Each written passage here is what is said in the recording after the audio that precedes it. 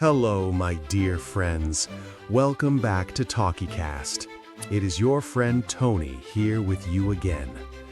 First of all, I want to say a big thank you. Thank you for letting me speak to you today.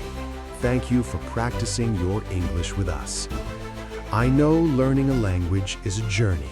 It is a long road, but you are doing a great job. If this is your first time here, welcome to the family. Please, after this episode, go and watch our previous videos. We have many stories and lessons for you. They will help you grow. But today is special. Look outside your window. What do you see? Softly, maybe it is raining, maybe it is snowing, maybe it is just cold. Here in the studio, I have a cup of hot tea. It is warm in my hands. We are in the season of lights, the season of gifts, the season of Christmas. I want to tell you a story. It is not a story about Santa Claus. It is not a story about magic reindeer. It is a story about a human heart and how a cold heart can become warm again. Our story begins in a big, busy city. Imagine tall buildings. Imagine many yellow taxis. Imagine thousands of people walking fast. In the middle of this noisy city, there was one quiet apartment. It was on the 4th floor of an old brick building. Inside this apartment lived a man named Mr. Miller. Mr. Miller was 75 years old. He had thin, white hair. He wore thick glasses, and he always wore a brown coat. Mr. Miller lived alone. His wife, Martha, passed away 5 years ago.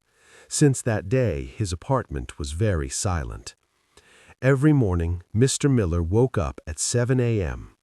He made coffee, black coffee, no sugar. He sat in his big armchair by the window. He watched the people on the street below. He saw them running to work. He saw them talking on their phones. But he never spoke to them. He was like an island in the middle of the ocean. It was the 23rd of December, 2 days before Christmas. The city was beautiful. There were lights on the street lamps, red, green, and gold. Shop windows were full of colorful boxes. You could hear Christmas songs playing from the cafes, jingle bells, jingle bells. But Mr. Miller did not like it. He looked out his window and frowned. Too much noise, he whispered to himself. Too much money. It's all nonsense. You see, Mr. Miller was not a bad man. He was just a sad man. Reflective, Christmas reminded him of Martha. It reminded him that his house was empty. He remembered the big dinners they used to have, the laughter, the friends. Now the table was empty. The chairs were empty. So Mr. Miller made a plan. To have it, he decided, I will ignore Christmas. I will not buy a tree. I will not bake a cake. I will not sing songs. I will just treat it like a normal Tuesday. But life has funny surprises. That evening, Mr. Miller realized he had no milk for his coffee. Oh, bother, he said. I must go out.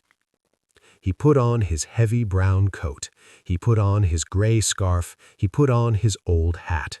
He walked out of the building. The air was freezing. The wind bit his nose. Whoosh! He walked slowly down the street to the supermarket. People walked past him, carrying big bags of gifts. They were smiling. They were holding hands. Mr. Miller looked at the ground. He just wanted his milk. He just wanted to go home. On his way back, he passed a small parking lot. It was a Christmas tree market. Most of the trees were gone. Only a few big, expensive trees were left. Mr. Miller stopped. He did not know why, but he stopped.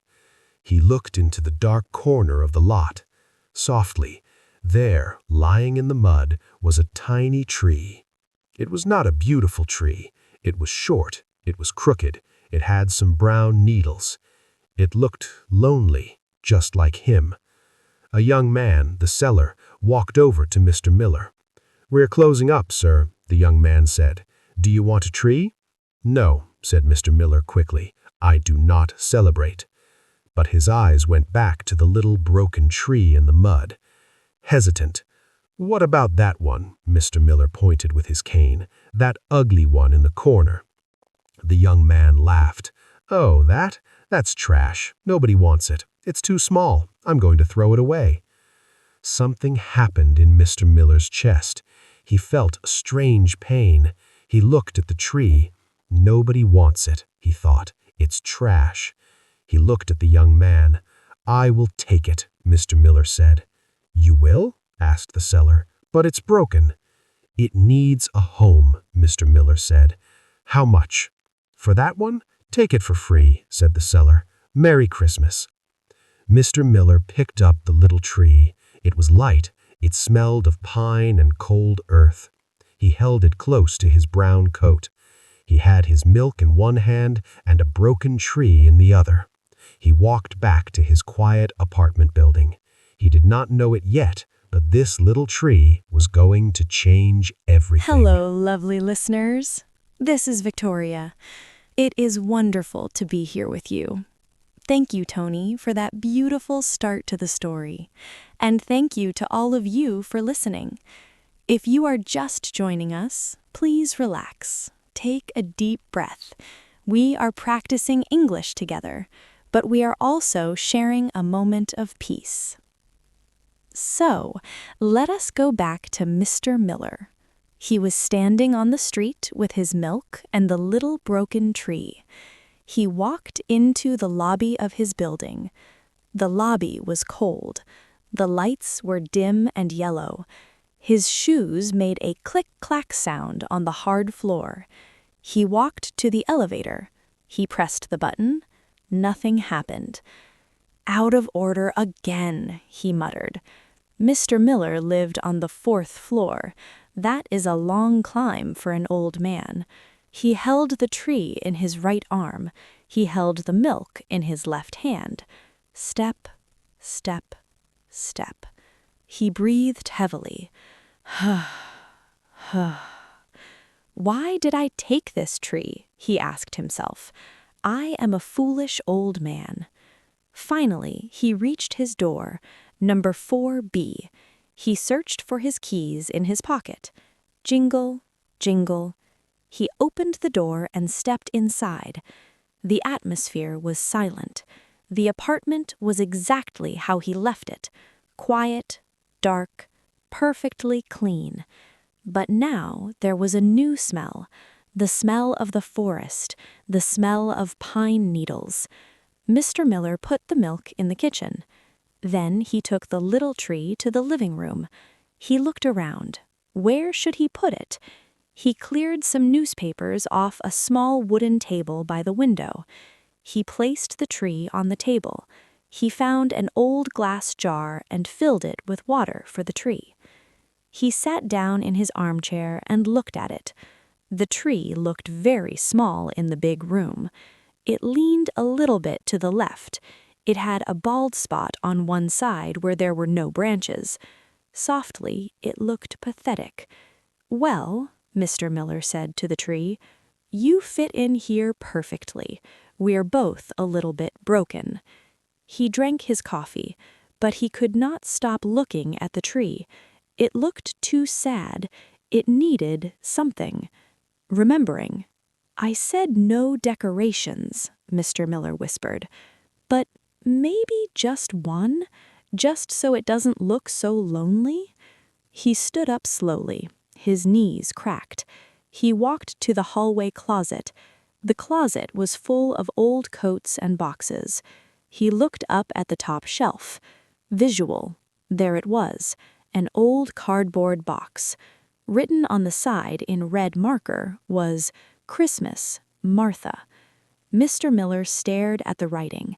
He had not touched this box for 5 years. His hand shook a little. He reached up and pulled the box down. It was heavy.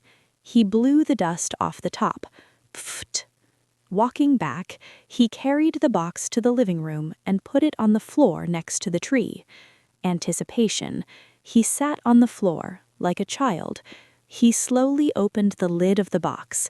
The smell of old paper and memories floated out. Inside, wrapped in soft tissue paper, were the ornaments. Reflective. These were not just plastic balls from a shop. No. Describing the objects, every ornament had a story. Every ornament was a memory of a happy year. He picked up the first one. Visual. It was a small wooden soldier. The paint was peeling off. Flashback tone. He remembered this one. They bought it on their first trip to Germany 40 years ago. Martha loved it. Gentle action. He carefully hung the wooden soldier on a weak branch of the little tree. Observation. The branch dipped down, but it held. Emotional shift. Mr. Miller smiled. Just a tiny, small smile. Transition. He reached into the box again. What else was inside? What other ghosts were waiting for him? Mr. Miller sat on the rug, his legs crossed like a young boy in school. The box was deep, and it was full of treasure. The light from the street lamp outside shone through the window. It made the dust in the air look like tiny floating gold stars. He reached his hand into the tissue paper again. Rustle, rustle. This time, his fingers touched something cold and smooth. He pulled it out. It was a glass bird, a beautiful blue bird with a silver clip on its feet. "Ah," Mr. Miller whispered, "the blue bird of happiness." He closed his eyes. He could see the day they bought this. It was a rainy Tuesday in November. Martha was sick that week. She had a bad flu. He wanted to make her smile, so he went to a fancy shop downtown. He did not have much money then, but he bought the blue bird. When he gave it to her, she did not look sick anymore. Her eyes lit up. She smiled that warm, sunny smile. "You always loved the birds, Martha," he said to the empty room. "You said they were free." He carefully clipped the blue bird onto a branch near the bottom of the little tree. The blue color looked very bright against the dark green needles. He went back to the box. He felt like a diver looking for pearls in the ocean. Next, he found a red glass ball. It was simple, round and red. He held it up to his face. He looked into the shiny red glass. He saw his own reflection. He saw his white hair. He saw the wrinkles around his eyes. He saw a lonely old man. But inside the memory of the ornament, he was not old. He was 25 years old. He was wearing a black suit. He was dancing in the living room with Martha. The radio was playing jazz music. Da-da-da-dum. They were laughing because they burned the Christmas cookies. The house smelled like smoke and happiness. Mr. Miller touched his cheek. He realized something wet was on his face. A tear, one single tear. He had not cried in a long time. He thought his tears were dry. He gently hung the red ball next to the wooden soldier. One by one, the ornaments came out of the box. A snowman made of cotton, a silver star that was missing one point, a candy cane made of plastic. Slowly, the ugly little tree changed. It was still crooked, it still had brown needles, it was still small, but now it was covered in love. It was wearing a coat of memories. The colors sparkled in the dim light, red, blue, silver, gold. Mr. Miller sat back and looked at his work. "Not bad," he whispered, "not bad at all." The room did not feel so cold anymore. The smell of the pine tree was stronger now. It smelled like life. He stood up. His legs were stiff from sitting on the floor. Pop! His knees cracked again. Movement. He walked to the kitchen to get a glass of water. The apartment was silent again, but it was a different kind of silence. It was a peaceful silence. Suddenly, he heard a sound. Alert. Thump. Pause. It came from outside his apartment, from the hallway. It sounded like something heavy falling on the floor. Another sound. Then a small voice. "Oh, no. Oh, please, no."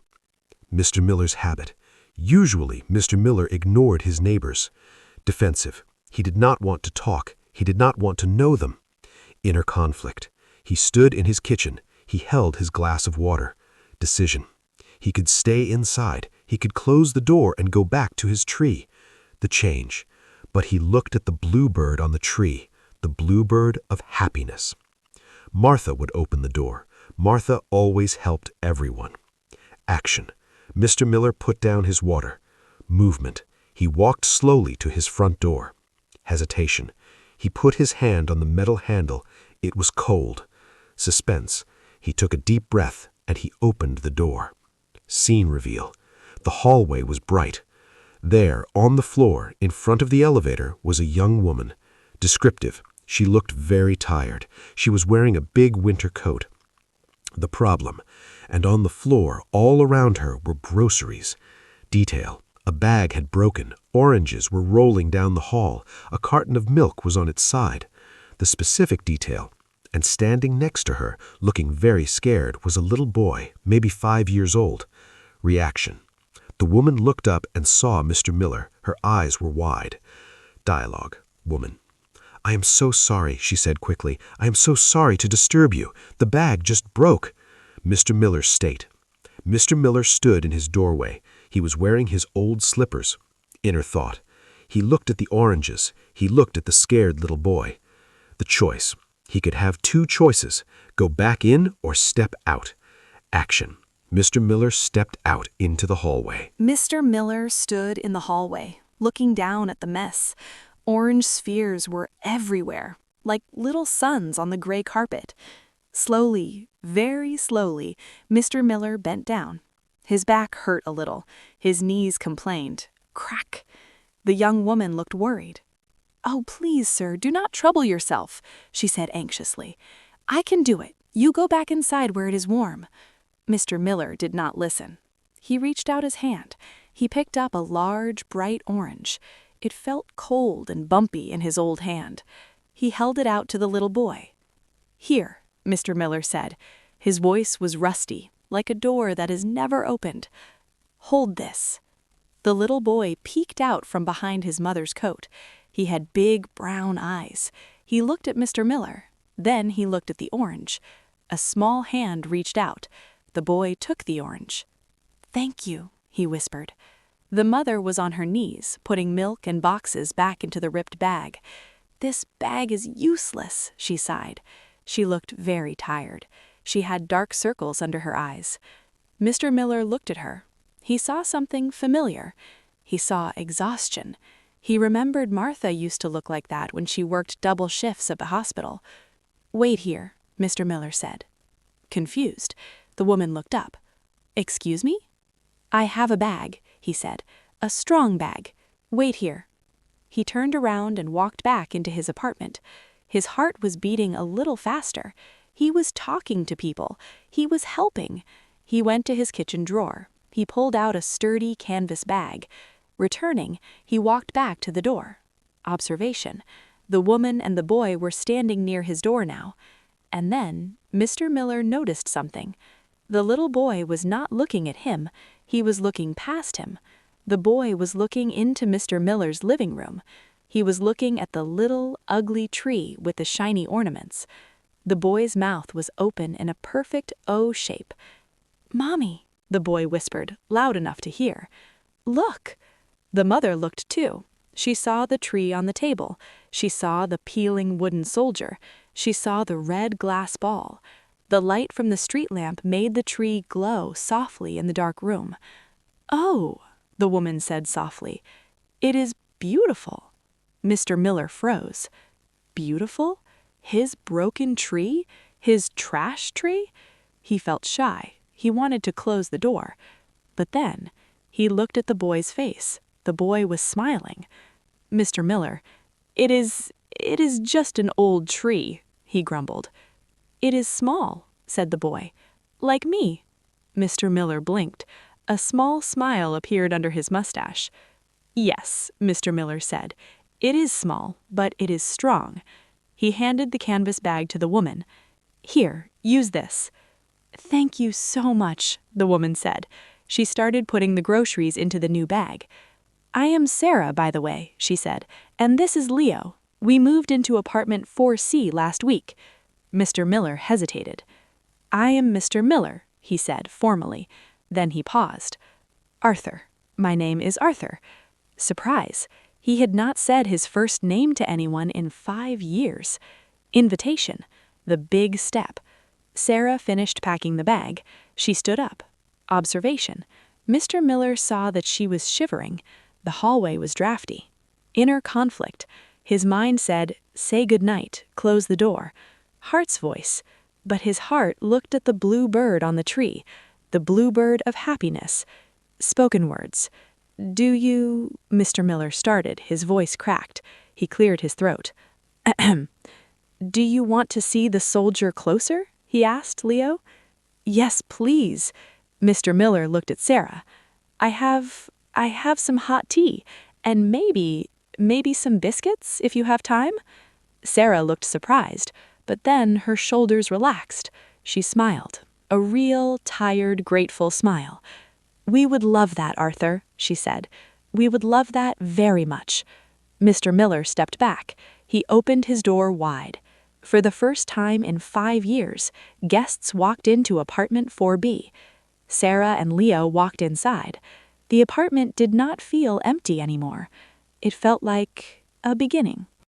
The door closed with a soft click. Suddenly, the cold wind and the noisy street were gone. Inside apartment 4B, the air was warm and still. But it was not the lonely silence of before. Now it was a silence full of life. Mr. Miller moved quickly to the small kitchen. He felt a strange energy. He felt useful. He found 3 ceramic mugs in the cupboard. He washed them under the water. Splash, splash. He checked the dates on the tea box. Good, he thought. It is still fresh. He put the kettle on the stove. The blue flame lit up the dark kitchen. While the water boiled, he found a tin of cocoa powder for the boy. In the living room, Sarah sat down in the big armchair near the window. She let out a long, happy sigh. She rubbed her tired feet. You have a lovely view, Arthur, she called out. It is just the street, Mr. Miller called back, but he smiled. Little Leo did not sit down. He was standing in front of the wooden table. His eyes were wide. He was staring at the little tree. His nose almost touched the pine needles. He reached out a finger to touch the red glass ball, but he stopped. He was a polite boy. The kettle whistled. Fee! Mr. Miller poured the water. He put the mugs on a small tray. He walked carefully into the living room. The cups rattled. Clink, clink. Here we are, Mr. Miller said. He gave the tea to Sarah. Be careful, it is hot. Then he looked at Leo. And for the young gentleman, hot chocolate with extra sugar. Leo's eyes sparkled. Wow, thank you, Mr. Arthur. Mr. Arthur. The name sounded sweet. It sounded like music in the quiet room. They sat together, Sarah in the armchair, Leo on the rug, Mr. Miller on a hard wooden chair. They blew on their hot drinks. F, f. Suddenly, Leo pointed at the tree. Mr. Arthur, why is the soldier broken? He was pointing at the wooden soldier ornament. The paint was peeling, and one foot was chipped. Sarah put her hand on Leo's shoulder. Leo, shh, that is not polite. Turning to Mr. Miller, I'm sorry, Arthur, Sarah said. Kids ask too many questions. Mr. Miller shook his head slowly. No, it is a good question, he said. He leaned forward and looked at the old soldier. That soldier, Mr. Miller began, is very brave. He fell down many times. He lost some paint. He got a few scratches. But look at him, Leo. He is still standing. He is still holding his post. Mr. Miller looked at Sarah. Softly, we all have some scratches, don't we? But we are still standing. Sarah looked at Mr. Miller. Her eyes were soft and wet. She understood. She touched her own tired face. Yes, she whispered, we are still standing. The room felt very safe in that moment. Outside the window, the first flakes of snow began to fall, white dots dancing in the dark sky. Mr. Miller took a sip of his tea. It tasted better than usual. He looked at the boy, the mother, and the tree. He realized that his apartment was not small. It was just right. But then Leo asked another question, a question that changed the night even more. Can you imagine the snow falling outside Mr. Miller's window? It is quiet and white. It covers the noisy city like a soft blanket. Inside the apartment, the air is warm.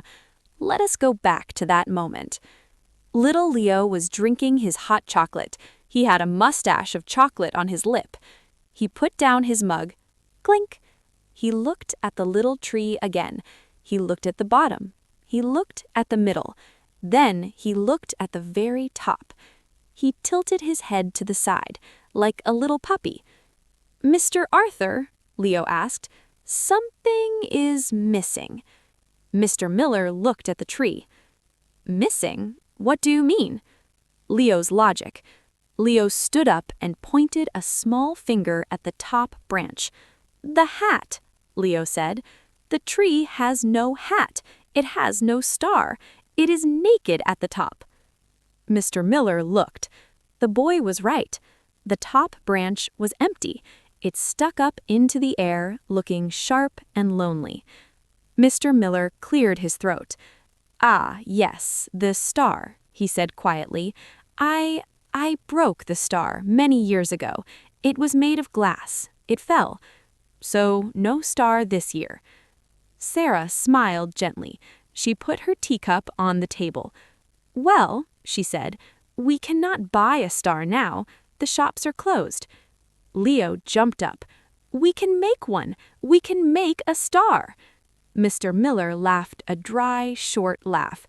"Make one? With what? I have no glitter. I have no gold paper. I have nothing." Sarah looked around the room. Her eyes were bright. "You have paper, don't you, Arthur? And maybe some aluminum foil from the kitchen for cooking?" Mr. Miller blinked. "Foil? For a star?"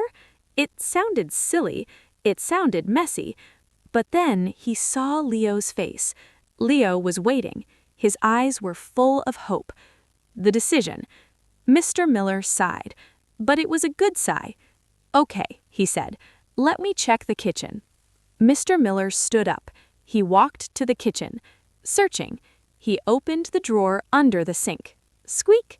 It was full of things. Rubber bands, old batteries, a ball of string, and there, in the back, was a roll of silver aluminum foil. He had used this to wrap his sandwiches. He never thought it could be a decoration. He grabbed the foil. Then he went to his desk in the hallway.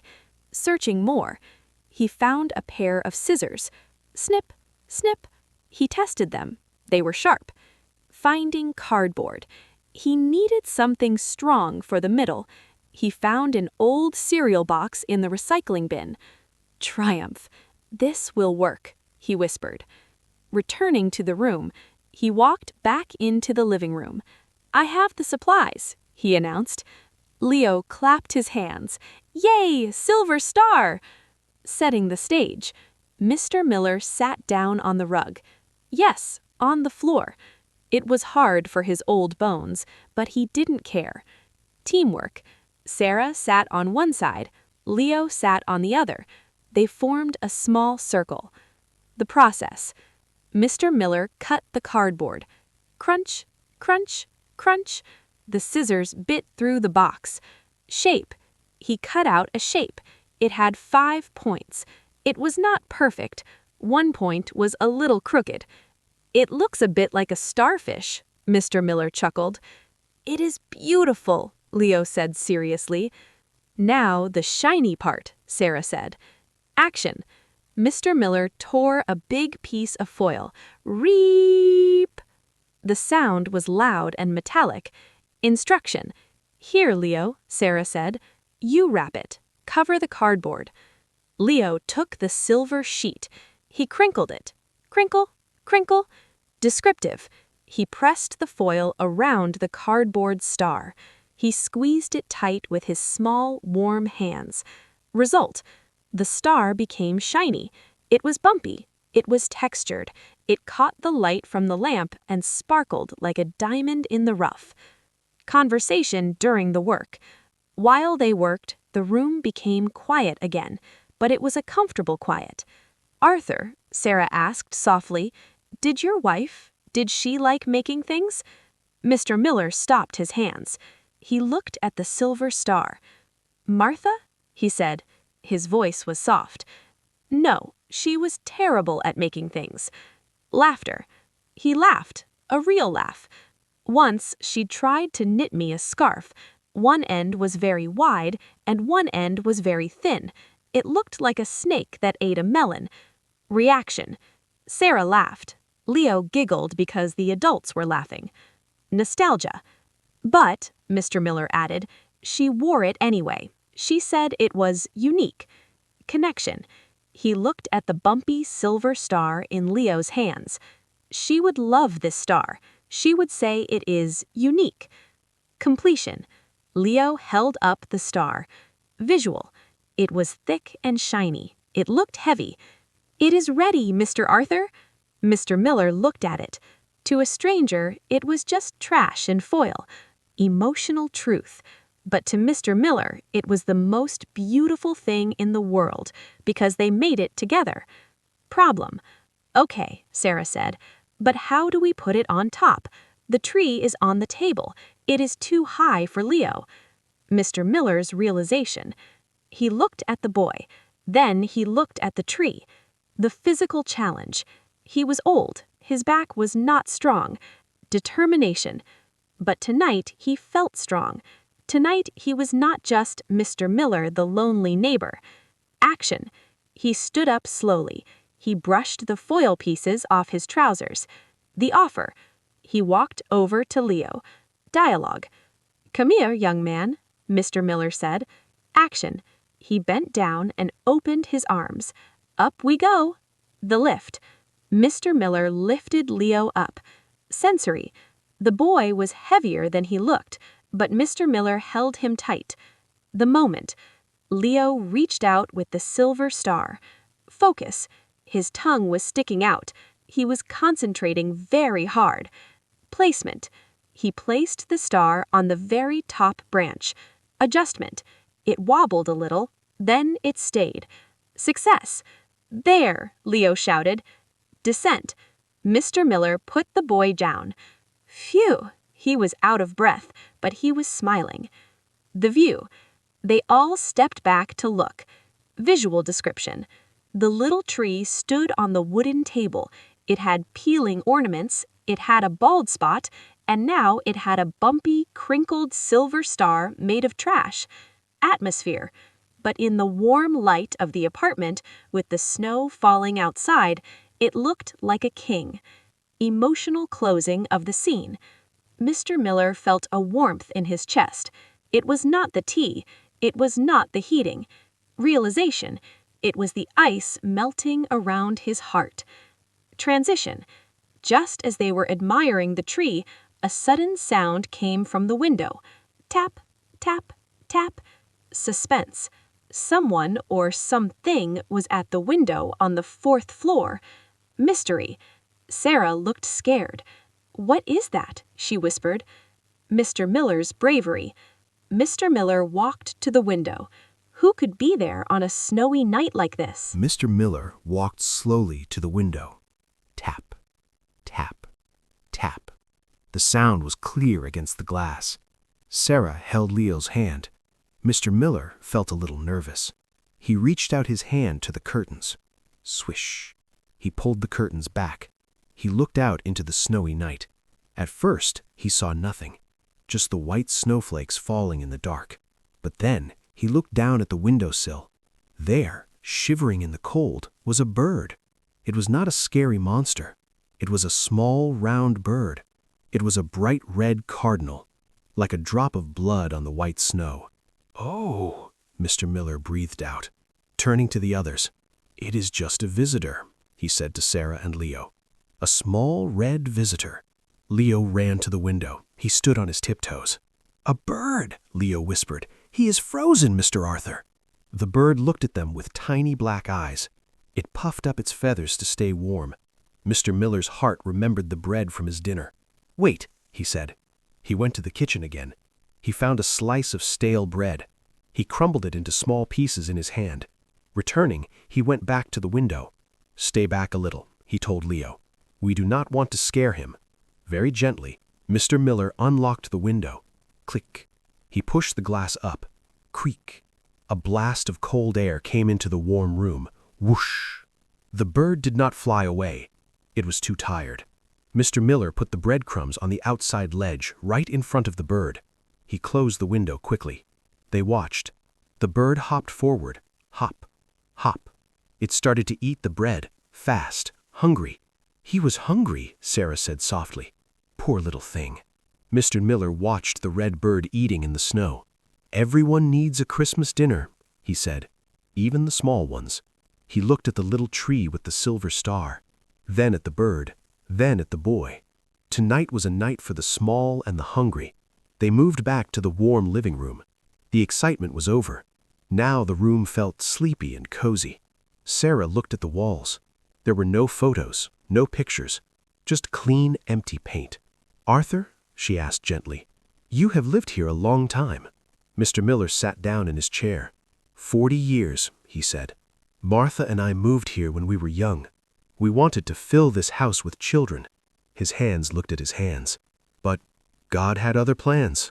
We never had children." The room was quiet. The clock on the wall ticked. Tick, tock. Leo was playing with a piece of leftover foil on the rug. He looked up. "I have you now," Leo said simply. Mr. Miller's heart stopped for a second. He looked at the boy. "I can be your grandkid friend," Leo explained, "because my grandpa is in heaven." Sarah's eyes filled with tears again. She touched Leo's hair. "Leo," she whispered, "that is very sweet." Mr. Miller cleared his throat. He had a lump in his throat. "A grandkid friend," he repeated. He smiled. He looked at Leo. "I would like that. I would like that very much." He reached into his pocket. He found a wrapped peppermint candy. He always kept one. "Here," he tossed it gently to Leo. "For my new friend." The mood became lighter. "So, Arthur," Sarah said, wiping her eyes, "what do you usually do on Christmas Eve?" "Usually?" Mr. Miller said. "Usually I read a book, I sleep early. But tonight, I don't feel sleepy." He looked at the bookshelf. "Do you like stories, Leo?" "Yes, Mom reads me stories every night." Mr. Miller stood up. He walked to the dusty bookshelf. Searching, he pulled out a very old book. The cover was red leather. This, Mr. Miller said, blowing off the dust, was Martha's favorite book, The Night Before Christmas. "Shall I read it?" Leo nodded fast. Sarah smiled and curled up in the chair. Mr. Miller sat back down. He put on his thick glasses. He opened the book. The pages crinkled. He began to read. His voice was deep and scratchy, but warm. The words floated in the room. The snow fell outside. The red bird slept on the ledge. The silver star shone on the tree. Mr. Miller was not just reading. He was remembering. He read page after page. Leo's eyes started to close. The magic of the story was working. Can you feel the peace in the room? The fire is not real, but the hearts are warm. The snow is still falling. Let us watch what happens when the storybook closes. Mr. Miller read the last words of the poem. "Happy Christmas to all, and to all a good night." He closed the red leather book. Thump. He looked over his glasses at Leo. The little boy was fast asleep on the rug. His mouth was open a little bit. He was holding the foil wrapper of the candy in his hand. "He is out like a light," Mr. Miller whispered. Sarah smiled. She looked at her son with so much love. "He had a long day," she said softly. "Moving boxes, running around. He was exhausted." The apartment was very quiet now, just the sound of the wind outside. Sarah looked at Mr. Miller. Her face was serious now. "Thank you, Arthur," she said. "Not just for the tea or the story. This is our first Christmas without his dad." She looked down at her hands. "I was scared. I was scared it would be a sad night.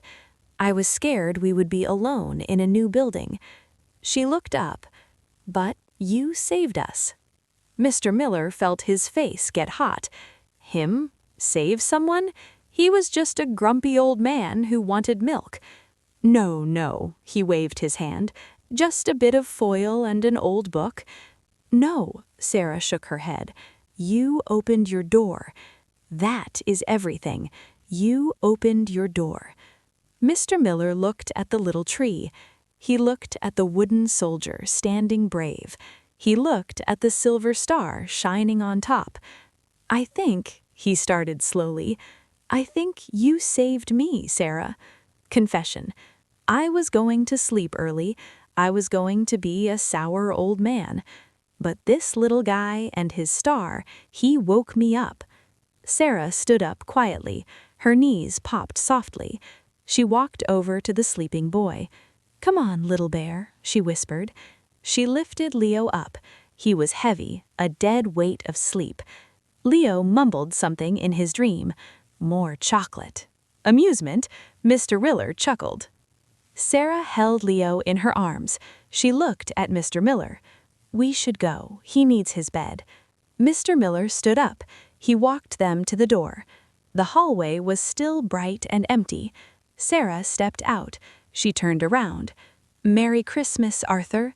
Mr. Miller smiled, a real big smile that reached his eyes.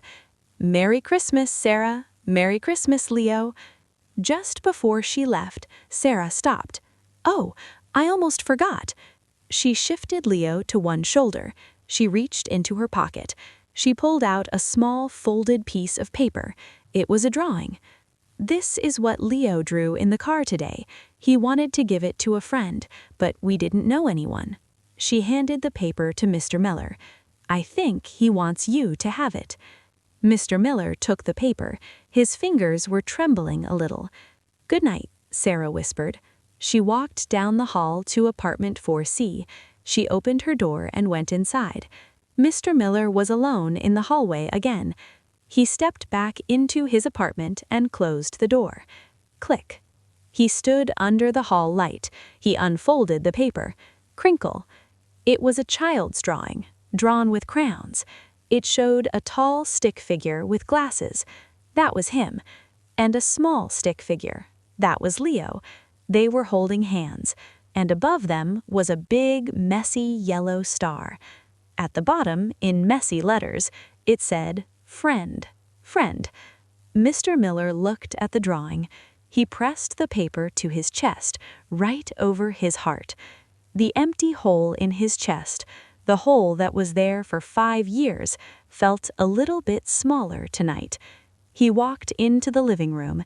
He did not put the drawing in a drawer, no. He placed it on the branch of the tree, right next to the blue bird of happiness.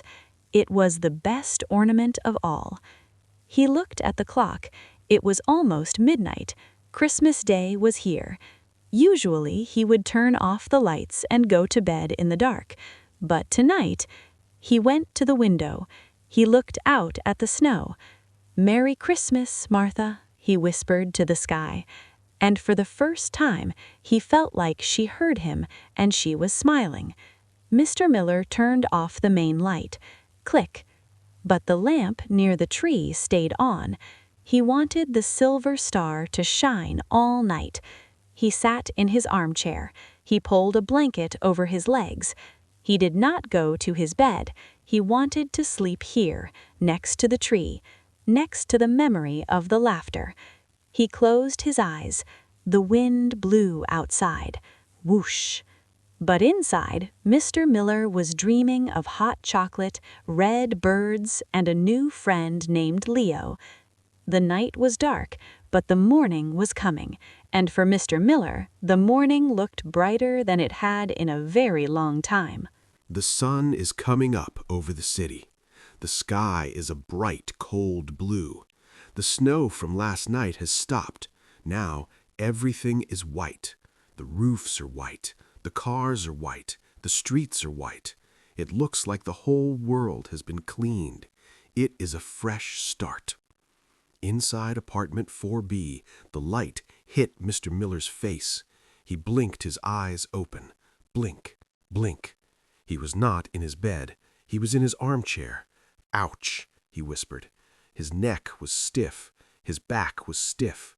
Sleeping in a chair is not good for a 75-year-old man. Usually, Mr. Miller would be grumpy about this. He would complain. But today, he did not complain. He looked at the wooden table. He saw the 3 empty mugs, one with a little bit of chocolate at the bottom. He focused on the little tree with the funny silver star. He saw the drawing on the branch, Friend. A smile spread across his face, a real morning smile. It was real, he said to the empty room. It was not a dream. Mr. Miller stood up. Crack. He stretched his arms. He walked to the kitchen. He picked up the mugs. He did not rush. He washed Sarah's mug. He washed Leo's mug. The warm water felt good on his hands. The soap smelled like lemon. He treated these cheap mugs like they were made of gold. They were evidence of friendship. Suddenly, he heard a noise. It came through the wall. The walls in this building were thin. Usually, Mr. Miller hated the thin walls. He hated hearing his neighbors. But this morning, he heard a high-pitched laugh. It was Leo. "Mommy, wake up! Santa came!" Mr. Miller chuckled. He stopped washing the dishes to listen. He heard Sarah laughing too. He felt like he was part of their morning just by listening. He was not an island anymore. He looked at his reflection in the kitchen window. He saw gray stubble on his chin. He saw his old, wrinkled pajamas. "Arthur," he said sternly to himself, "look at you. You look like a potato. It is Christmas morning. You have friends now. You must look presentable." He went to the bathroom. He turned on the hot water. Steam filled the small room. He put shaving cream on his face. It looked like a white Santa beard. Swish, swish. He shaved carefully. His skin was smooth. He splashed cold water on his face. Splash. He felt awake. He felt alive. He went to his bedroom closet. He pushed aside the old gray sweaters. He pushed aside the brown cardigan. Way in the back, inside a plastic bag, was a suit. It was a dark blue suit. It was old-fashioned, but it was high quality. He took it out. He dusted it off. He put on a crisp white shirt. He buttoned the buttons. 1, 2, 3. He found a red tie, a bright, cheerful red tie. He tied the knot. He looked in the mirror. He stood straighter. He did not look like a sad old man. He looked like a gentleman. He looked like Mr. Arthur Miller. He walked back to the living room. "Well," he asked the tree, "what do you think?" The silver star seemed to twinkle back at him. "Looking good, Arthur." "But," Mr. Miller thought, "I cannot just knock on their door empty-handed. I have no toys. I have no gifts." He paced around the room. Tap, tap, tap. Then he remembered. He ran, walked fast, to the kitchen cupboard, the one above the fridge. He stood on his tiptoes. He reached back. His hand touched a metal tin. He pulled it down. It was a blue tin box, Danish butter cookies. "Good," he whispered. "It's full." He had bought it 3 months ago for a guest who never came. He opened the lid to check. There were the cookies, round ones, square ones, pretzel shapes, sugar crystals on top. "It needs a bow," he said. He did not have ribbon, but he had the red yarn from Martha's sewing kit. He tied a piece of red yarn around the blue tin. He made a small bow. It was simple, but it was sincere. Mr. Miller took the cookie tin. He walked to his front door. He felt nervous again. Maybe they're busy. Maybe they want to be alone as a family. He touched the paper drawing on the tree one last time. Friend. No, he decided. Friends share cookies. He opened his door. He stepped into the hallway. He was wearing his suit, his red tie, and holding a tin of cookies. He took 2 steps to door 4C. He raised his hand to knock. His hand hovered in the air. Would he do it? Would he disturb them? Knock, knock, knock. He waited. His heart beat against his ribs. Thump, thump. He heard footsteps inside. Fast, small footsteps. "I'll get it," yelled Leo. The door swung open. Leo stood there in his pajamas. They had dinosaurs on them. Leo looked up. He saw the suit. He saw the tie. "Whoa, Mr. Arthur, you look like a movie star." Mr. Miller blushed. He bowed slightly. "Good morning, Leo. Merry Christmas." He held out the blue tin. I found these. I thought they might go well with breakfast." Sarah came to the door. She was wearing a robe and holding a coffee. She saw Mr. Miller in his suit. Her mouth opened in a smile. "Arthur," she exclaimed, "look at you. You look handsome." Just an old suit," he mumbled. "Please," Sarah said, moving aside. "Come in. We were just making pancakes, but we burnt the first one. We could use some help." Mr. Miller accepted, and he walked across the threshold. He walked into apartment 4C. It smelled of burnt butter and happiness. The lonely man was not lonely anymore. The Christmas morning had truly begun. We have moved. We are not in the quiet, dark apartment 4B anymore. Now we are in apartment 4C. It is brighter here. It is louder. And it smells like sweet vanilla and burnt toast. Mr. Miller stood in the middle of the living room. He looked around. It was very different from his home. There were cardboard boxes everywhere. Some were open, some were closed. There were toys on the floor. A plastic dinosaur, a red ball, a coloring book. His apartment was like a museum, quiet and perfect. This apartment was like a playground, messy and alive. Mr. Miller stepped carefully over a pile of clothes. Chaos, he thought, but happy chaos. He walked into the small kitchen.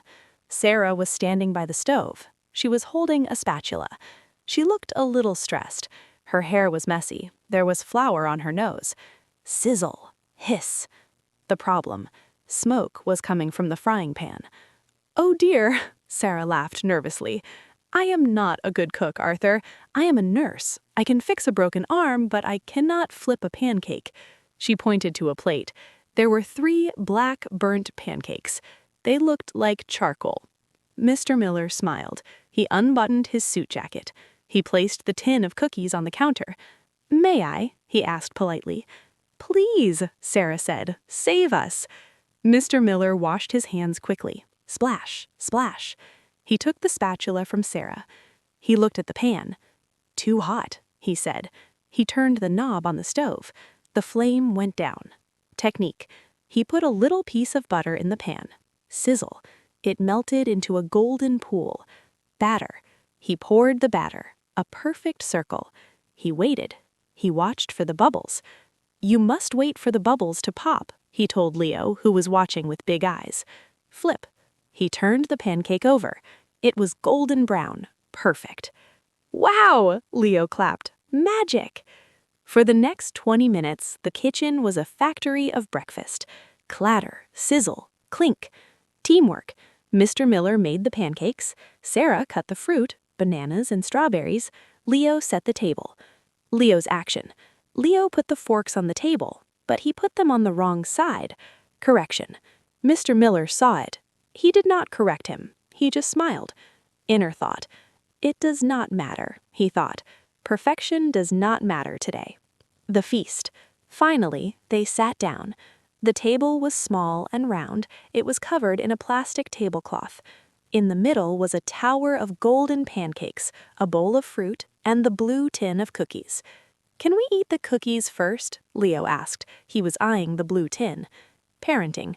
"No, Leo," Sarah said. "Breakfast first. Healthy food first." Mr. Miller intervened. Mr. Miller winked at Leo. Dialogue. "Maybe," Mr. Miller whispered loudly, "we can crumble one cookie on top of the pancakes, like sprinkles." Sarah's reaction. Sarah looked at Mr. Miller. She pretended to be shocking. "Arthur, you are a bad influence." Laughter. But she laughed. "Okay, just one." Joy. Leo cheered. "Yes!" Sensory. Eating. They began to eat. Taste. The pancakes were fluffy. The fruit was sweet. The coffee was hot. Atmosphere. Mr. Miller took a bite. It was delicious. Memory. He remembered eating breakfast alone for 5 years. Toast, coffee, silence. Comparison. Now, Leo was talking about dinosaurs. Sarah was talking about the snow. Feeling. The noise filled up his ears. It filled up his mind. Inner feeling. He felt full, and he had only eaten one bite. Conversation. "So, Mr. Arthur," Leo said with his mouth full. Correction. "Leo, swallow first," Sarah reminded him. Leo swallowed. "Mr. Arthur," Leo tried again, "do you have a job or are you just old?" Shock and humor. Sarah choked on her coffee. "Dear, Leo, that is rude." Mr. Miller laughed loudly, a deep belly laugh. "It is okay, Sarah. It's a fair question." He wiped his mouth with a napkin. "I used to have a job," Mr. Miller said to Leo. "I was a clockmaker." "A clockmaker?" Leo stopped eating. "You made time?" "Well, I fixed time," Mr. Miller said. "I fixed watches. I fixed big clocks. I made sure everyone was on time." Sadness. "But now I'm retired. I don't fix clocks anymore."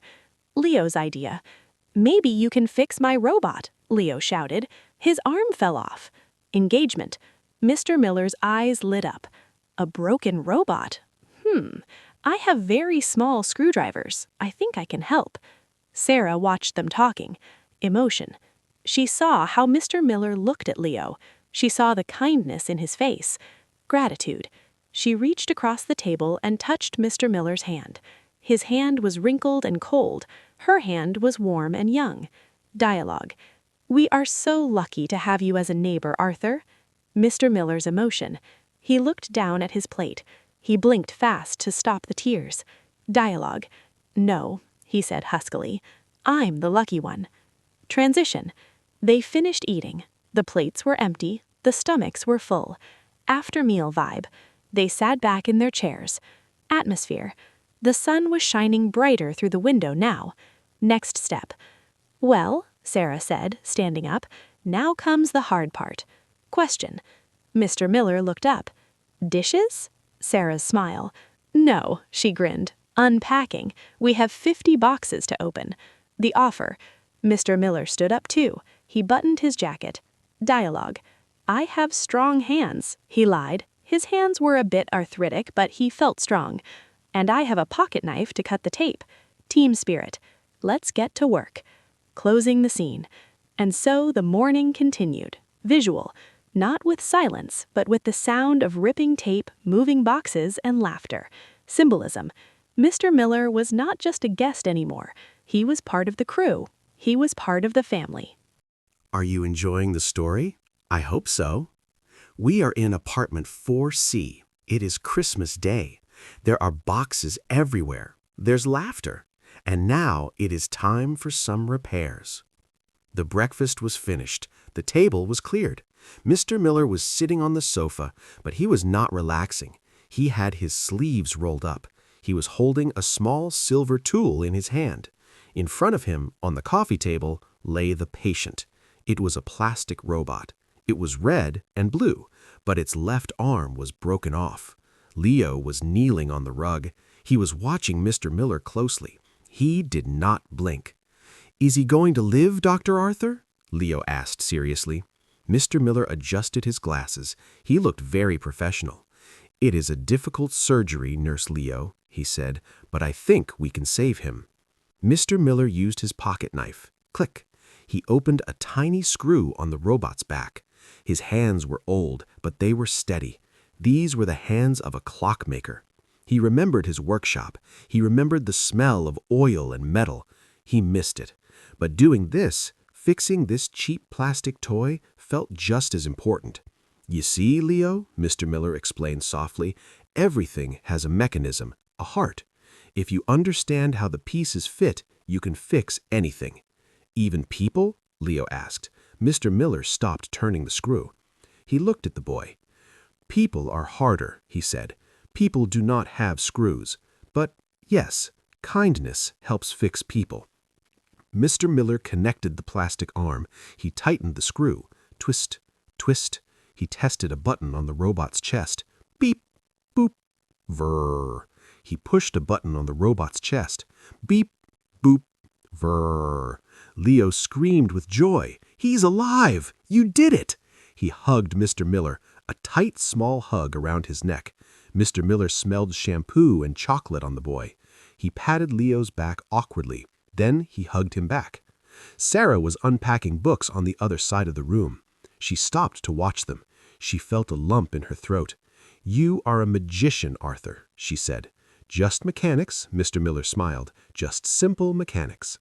The afternoon sun moved across the floor. The apartment was getting tidier. Books were on shelves, clothes were in closets. They were all tired. Good tired. They sat down for a break. "You know," Mr. Miller said, looking at the robot, "I once fixed a clock for the mayor." "The mayor?" Leo's eyes went wide. "Yes, it was a big gold clock. It stood in the city hall. It had stopped ticking for 10 years. No one could fix it. They called me. I went inside the clock tower. It was full of pigeons and dust. I climbed up the gears. I found the problem.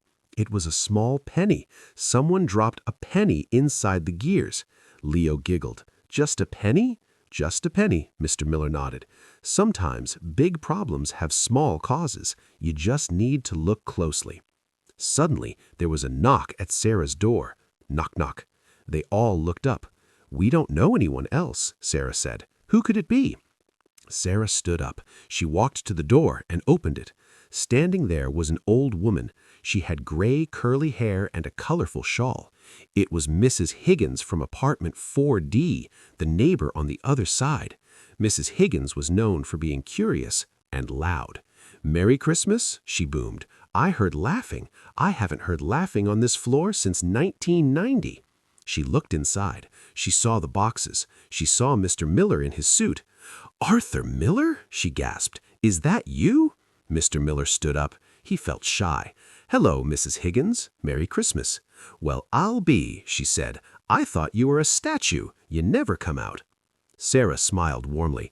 "Please come in. We are neighbors. I'm Sarah." "I brought fruitcake." Mrs. Higgins held up a heavy-looking cake. "It's hard as a rock, but it's traditional." Sarah laughed. "Come in. We have tea." And so the party grew. First there was 1, then 3, now 4. Mrs. Higgins sat on a box because there were no more chairs. She told funny stories about the building. She told Leo about the ghost in the basement, which wasn't real, but Leo loved it. Mr. Miller watched them. He realized that for years, these people were just behind a wall.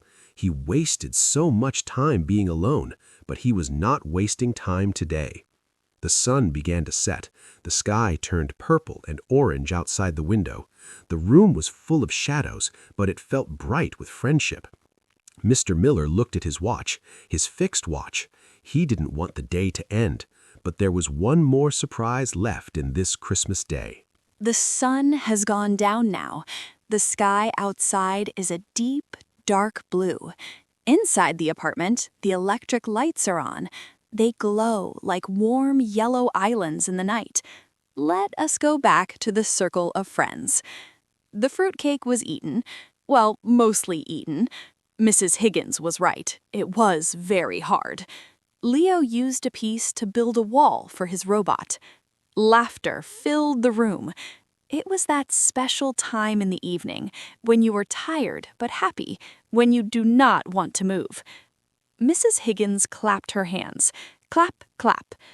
"Well," she said loudly, "it is Christmas. We cannot just sit here eating cake. We need music. We need a song." Sarah smiled. She looked at the messy room. "I don't have a piano," Sarah said, "and my radio is still packed in a box somewhere." "We don't need machines," Mrs. Higgins said. "We have voices. We have lungs." Mr. Miller shrank back in his chair a little. Singing? Oh no, he did not sing. He used to hum while fixing clocks. But he never sang in front of people. I think I will just listen," Mr. Miller said quietly. "My voice is rusty, like an old door hinge." Leo looked at Mr. Miller. "Please, Mr. Arthur?" Leo asked. "Mom sings good, but Mrs. Higgins sings loud." Laughter, Mrs. Higgins laughed. "That is true, boy. I am loud and proud." "Let's sing Silent Night," Sarah suggested softly. "It's a gentle song." The moment. Sarah started. Silent night. Holy night. Joining in, Mrs. Higgins joined in. Her voice was shaky but strong. All is calm, all is bright. Mr. Miller closed his eyes. He listened to the voices. Flashback. He remembered Martha. She used to sing this in the kitchen while washing dishes. Emotion. The melody unlocked something in his chest, a small door that was locked for 5 years. Action. He opened his mouth. Sound. At first, it was just a whisper. Round yawn virgin, mother and child. Then his voice got a little stronger. It was deep. It was low. It was sad, but beautiful. The harmony. Sarah stopped singing for a second to listen. Observation. She looked at Mr. Miller. Inner feeling. She heard the history in his voice. She heard the years. Unity. They sang the last part together. 3 adults and 1 child. Sleep in heavenly peace. Sleep in heavenly peace. Silence. The song ended. Atmosphere. The room was completely silent. Even the robot was quiet. Reaction. Leah was not clapping this time. He was just smiling sleepily. Dialogue. Mrs. Higgins sniffed. She wiped her eye with her shawl. Well, that wasn't terrible for a bunch of amateurs. Mr. Miller took a deep breath. Physical sensation. He felt light. He felt like a heavy coat had been taken off his shoulders. Dialogue. Mr. Miller said, "Thank you," he whispered. "I had forgotten that song." The departure. Mrs. Higgins stood up.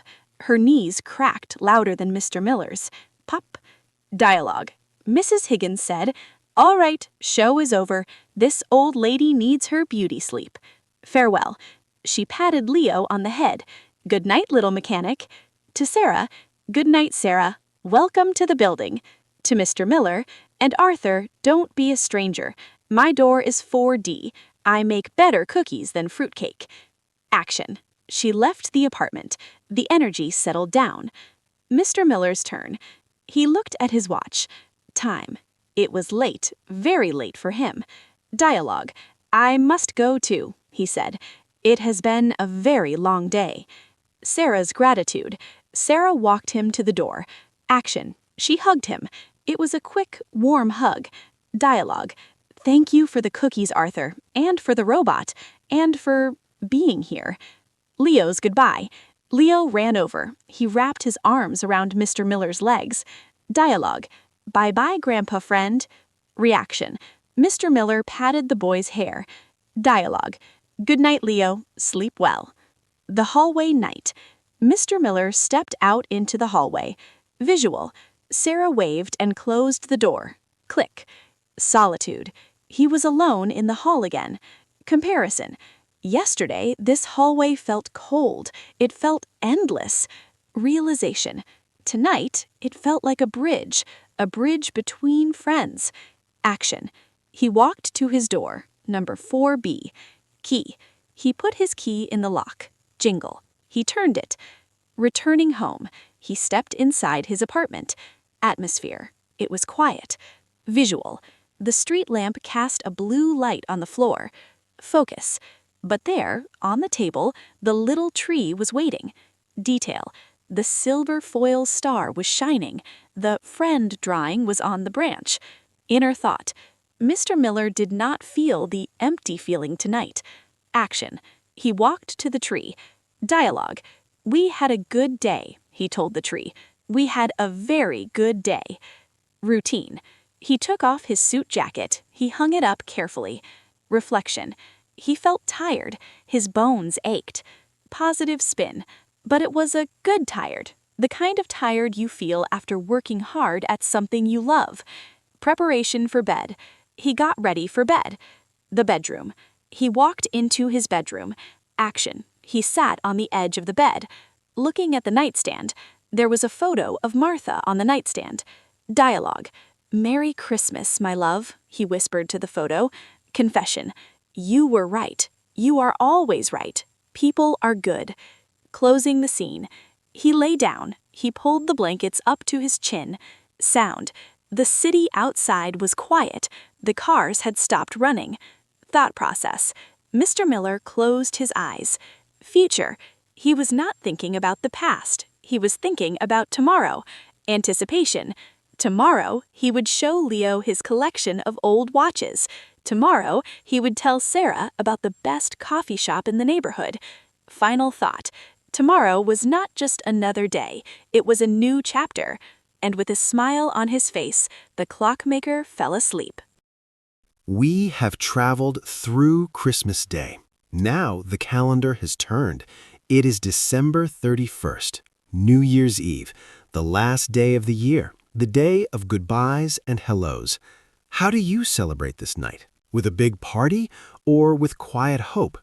Let us see how Mr. Arthur Miller is spending the last hours of the old year. A week had passed since the pancake breakfast. The snow outside was harder now. It was packed down on the sidewalks. But inside Mr. Miller's apartment, things were softer. The little tree was still on the table. The silver star was still shining. Mr. Miller was sitting at his big oak desk. He had a bright lamp turned on. Sitting next to him, on a stack of encyclopedias so he could reach the table, was Leo. Mr. Miller had opened his special wooden box. The box was lined with blue velvet. The treasure were 12 pocket watches, gold, silver, bronze. The room was filled with a soft sound. Tick-tock, tick-tock, tick-tock. It sounded like a heartbeat, the heartbeat of the room. "Whoa," Leo whispered. He was afraid to touch them. "Are they magic?" Mr. Miller smiled. He picked up a silver watch with a cracked face. "In a way, yes," he said. "They hold time, and time is the most magic thing we have. Here, hold this one." He placed the heavy watch in Leo's small hand. "It is cold," Leo said. Then, "Wait, it is getting warm." "Yes," Mr. Miller nodded. "It warms up when you hold it. Time is cold until we live it." The door to the apartment was open. Mr. Miller did not lock his door during the day anymore. Sarah walked in. She was wearing a glittery scarf. 2 hours until midnight, gentlemen," she announced. She was holding a tray. On the tray were plastic champagne glasses for sparkling juice and a bowl of popcorn. "Are we ready for the big countdown?" Mr. Miller looked at his wall clock. "You know," he said, taking off his jeweler's glasses, "usually I am asleep by 10 p.m. on New Year's Eve.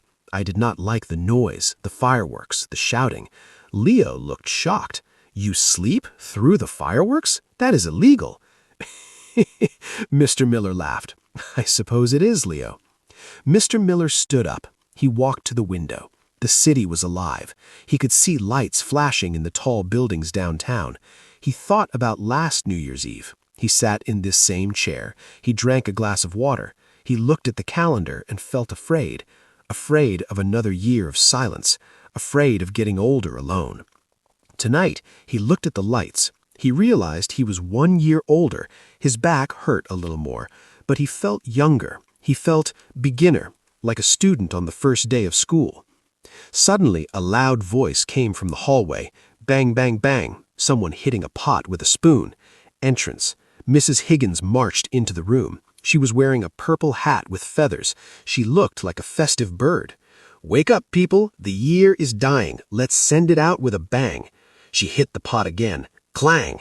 Leo covered his ears and giggled. "Mrs. Higgins, it is too loud." "Nonsense. We need to scare away the bad luck." "Come on," Mrs. Higgins ordered. "To the roof." Mr. Miller froze. "The roof? It's freezing up there, Mrs. Higgins." He stopped. He had almost called her Martha. He touched his chest. It didn't hurt. It felt like a gentle memory. "Put on your coat, Arthur. Grab a blanket. We are going to see the city lights." They left the apartment. Mr. Miller put on his heavy brown coat. He grabbed the wool blanket from his sofa. They walked to the stairs at the end of the hall. 5 flights up, Sarah said. "Can you make it, Arthur?" Mr. Miller looked at Leo. Leo was already climbing, holding the robot.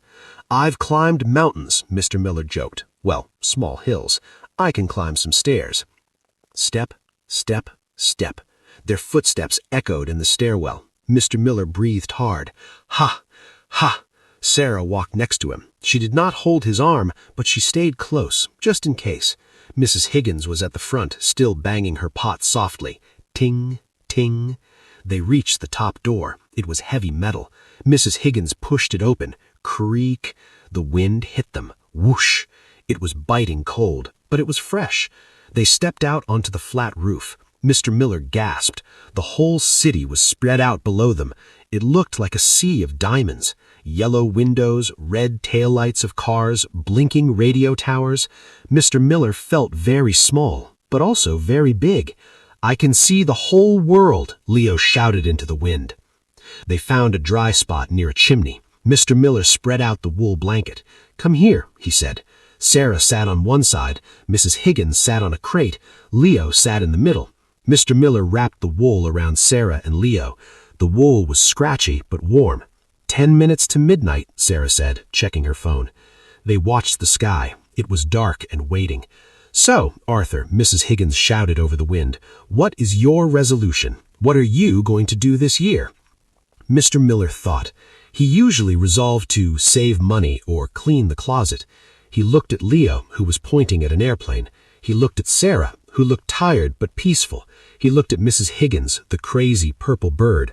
"I think," Mr. Miller shouted back, "I think I will learn to make pancakes without burning them." Sarah laughed. "That's a good goal." "And," Mr. Miller added softly, "I will keep my door unlocked." Suddenly, a distant cheer started rising from the city streets below. It sounded like the ocean roaring. Woo! Sarah alerted. "It's time. 1 minute." Mrs. Higgins raised her pot and spoon. Leo held up his plastic robot. Mr. Miller held his breath. 10, shouted the people in the street. 9, shouted Mrs. Higgins. 8, shouted Leo. 7, whispered Sarah. 6, said Mr. Miller. 5, 4, the old year was slipping away. The year of loneliness. 3, 2, 1. Happy New Year! Boom! The sky exploded. Red and gold fireworks burst over the river. Green stars fell down like rain. Crackle, pop, bang. Leo jumped up and down. "Look, look!" Sarah hugged Mrs. Higgins. Then Sarah hugged Mr. Miller. "Happy New Year, Arthur." Mr. Miller hugged her back. "Happy New Year, Sarah." He looked up at the fireworks reflecting in his glasses. The sky was bright. The darkness was gone. He was 75, but his new life, was just 1 minute old. He stood on the roof, surrounded by light and noise, and for the first time in a long time, he was not ready to go to sleep. He wanted to see what happened next. We have traveled through Christmas Day. Now, the calendar has turned. It is December 31st, New Year's Eve, the last day of the year, the day of goodbyes and hellos. How do you celebrate this night? With a big party or with quiet hope?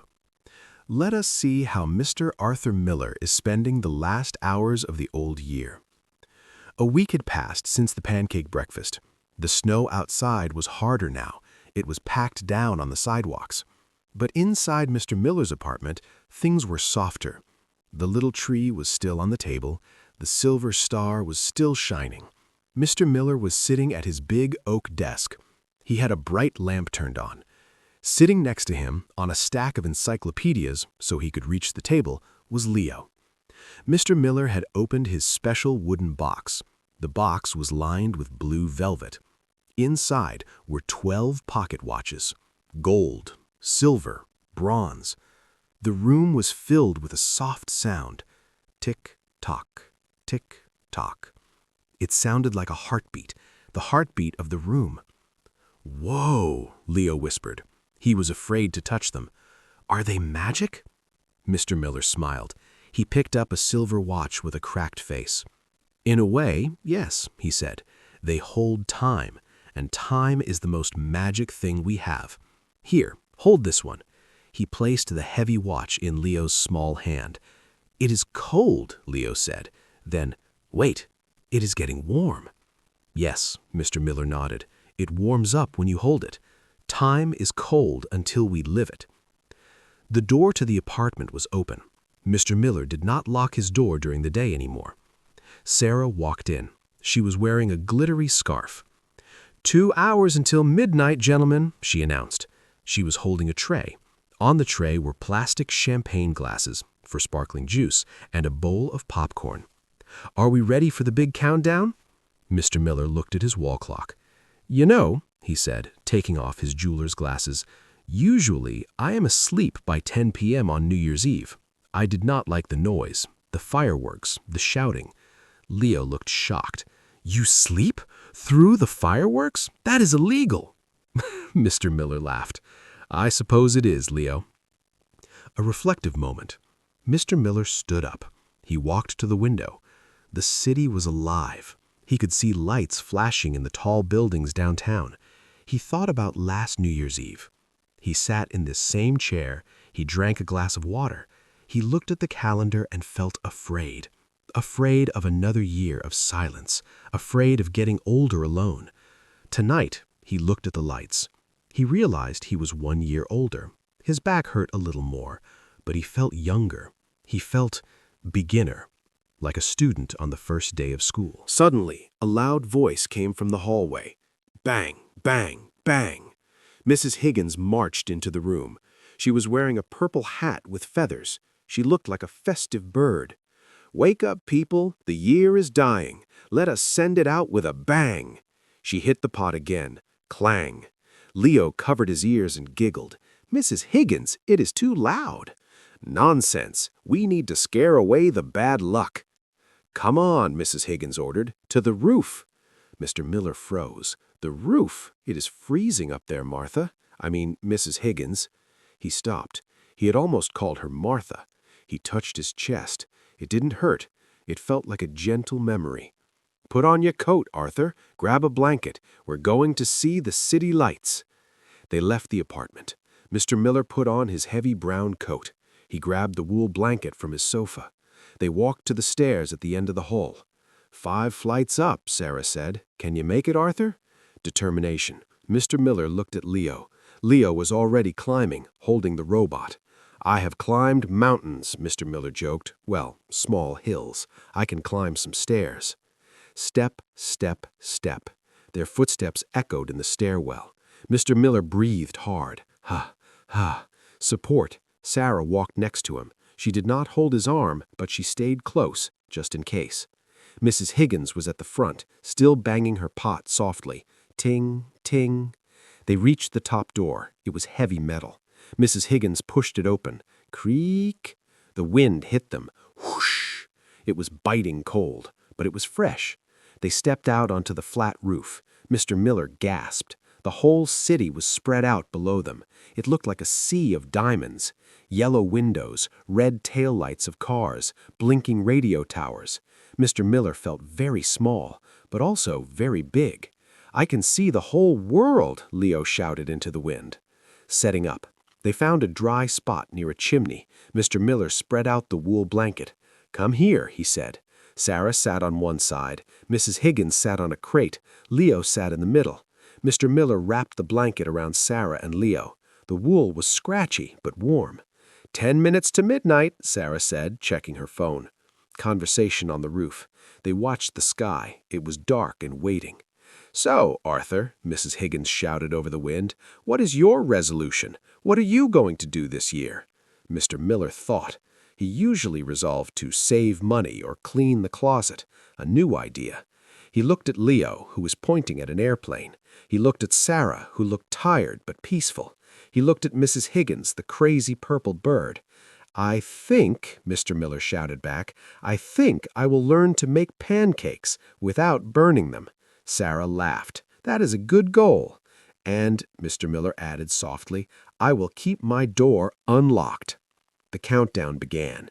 Suddenly, a distant cheer started rising from the city streets below. It sounded like the ocean roaring.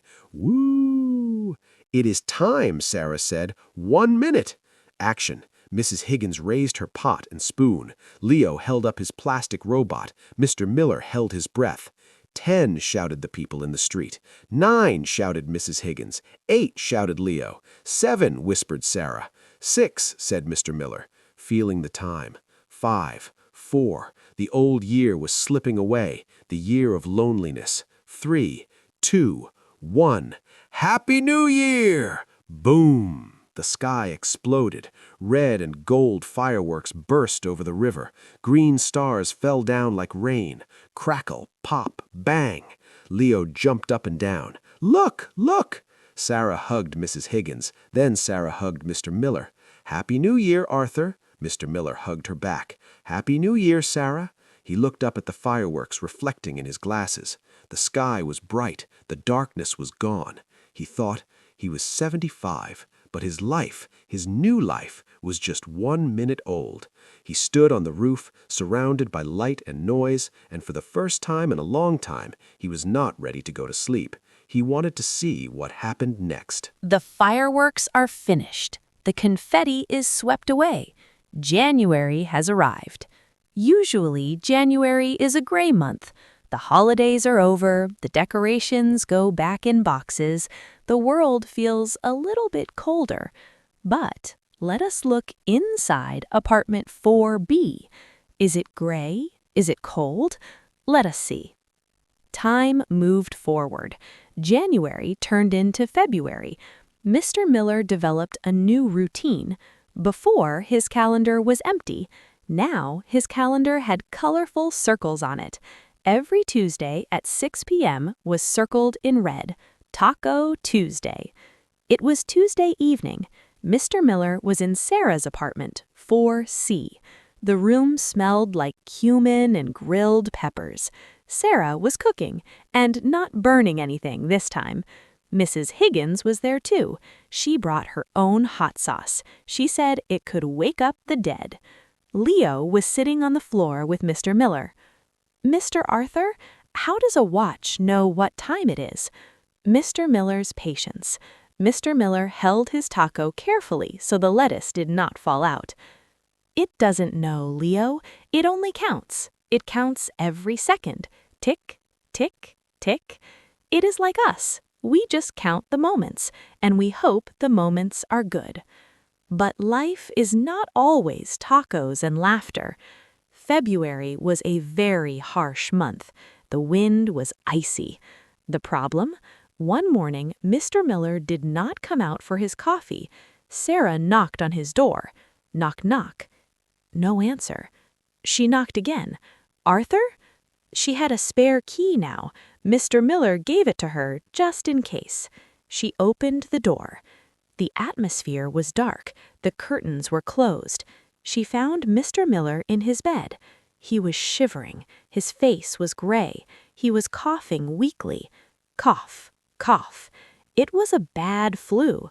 For a young person, it is annoying. For a 75-year-old man, it is dangerous. Sarah went into nurse mode. She put her hand on his forehead. It was burning hot. "Oh, Arthur," she whispered, "you are burning up." Mr. Miller opened his eyes. He looked embarrassed. "I am fine," he croaked. His voice was thin. "Just a little tired. Go away. I do not want you to get sick." "Nonsense," Sarah said. "You're staying right there." For the next 3 days, Mr. Miller was not alone. Mrs. Higgins came. She brought a big pot of soup. It smelled like garlic and maybe love. "Eat this," she ordered. "It will kill the germs, and maybe your taste buds, but it works." Mr. Miller ate the soup. It was spicy, but it made him feel warmer. In the afternoons, when Leo came home from school, he sat by the bedroom door. Sarah told him not to go inside. Mr. Arthur needs rest. So Leo sat in the hallway outside the bedroom. He read his books loud enough for Mr. Miller to hear. And then the dinosaur said, "Roar!" Inside the dark room, Mr. Miller smiled in his sleep. He was not lonely in his sickness. He was surrounded by a fortress of friends. On the 4th day, the fever broke. Mr. Miller woke up. The headache was gone. He saw a glass of water and a fresh flower on his nightstand. He sat up slowly. He felt weak, like a baby bird. He walked to the living room. Sarah was asleep in his armchair. She had a blanket over her. She was guarding him. Mr. Miller leaned against the doorframe. Tears filled his eyes. He realized that for 40 years, he thought being strong meant being alone. He thought asking for help was weak. He was wrong. Being strong meant letting people love you. Sarah opened her eyes. She saw him standing there. "Arthur, you are up." Mr. Miller nodded. He could not speak for a moment. "Thank you," he whispered, "for everything." "That is what family does," Sarah said. Slowly, Mr. Miller got his strength back. March arrived. The snow on the window ledge began to melt. Drip, drip, drip. The white winter was leaving. Green shoots were coming up in the park. The tree. It was time. Mr. Miller looked at the little tree. It was very dry now. The needles were falling off. It was brown and brittle. "You did a good job," Mr. Miller told the tree. "You were the best tree." Sarah and Leo came over to help him take it down. They took off the ornaments. Mr. Miller wrapped the wooden soldier in tissue paper. He wrapped the red glass ball. He wrapped the blue bird of happiness. Then Leo reached up. He took down the foil star. "Do we throw this away?" Leo asked. "It is just trash foil." Mr. Miller said quickly. He took the crinkled silver star. "This is not trash. This is the crown jewels." He placed it gently in the box, right on top of the velvet. Then there was the drawing. FWEND. Mr. Miller did not put it in the box. He went to his fridge. He took a magnet. He stuck the drawing right in the middle of the refrigerator door.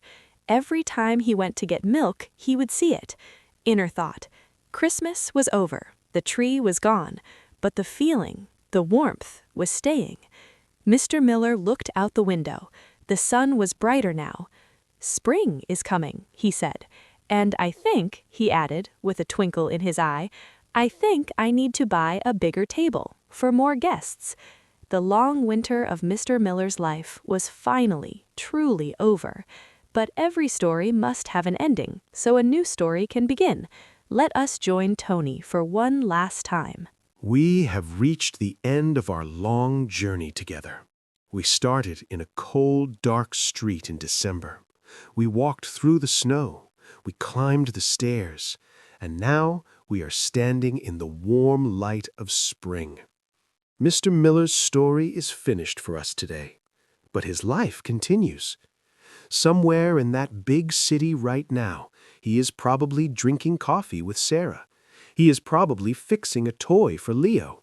He is probably arguing with Mrs. Higgins about the best way to cook soup. He is not the lonely man anymore. He is Arthur. He is a friend. He is a grandfather. Why did I tell you this story? Is it just a Christmas story? No. It is a story about opening doors. Mr. Miller had a choice.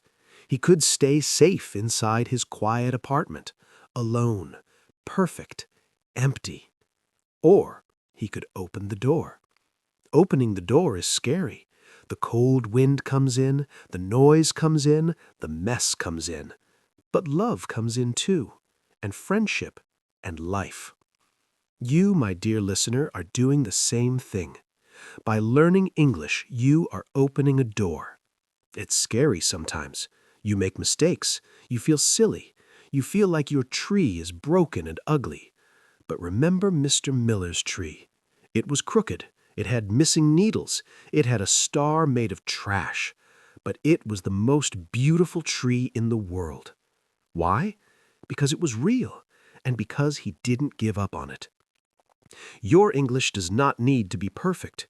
It does not need to be like a shiny shop ornament. It can be a little broken. It can be a little messy. As long as you use it to connect with people, as long as you use it to make friends, it is beautiful. So do not close your door. Do not be afraid of the mistakes.